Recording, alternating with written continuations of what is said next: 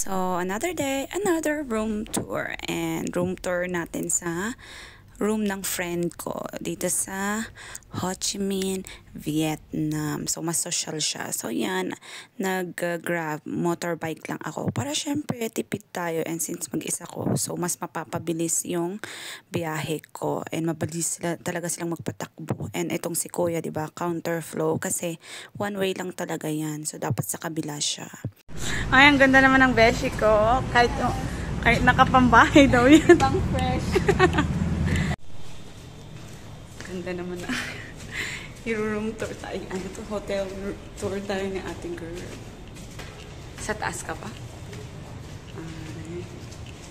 Sige. Room tour. Ang cute. Pwedeng nabuksan yung mga windows kasi Ay? magkaharap. Ay, oo nga no. Diba? Kaya kahit gusto mo.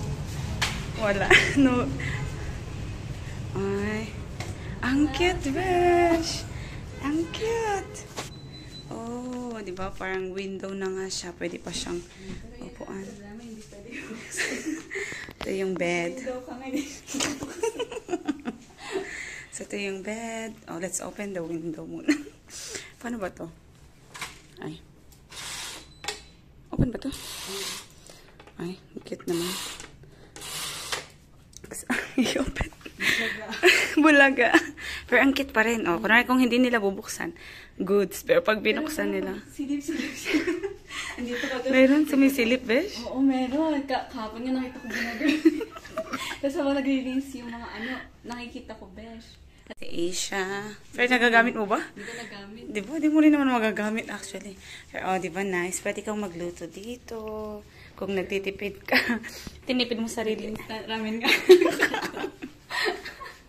Kunwari wala ka ng food. Ay, wala ka ng pera pang labas. Yan. Ay, benga naman ng toilet, girl. Hindi ko nagamit yung bathtub. Ay, gamitin mo na. Ay, mamaya.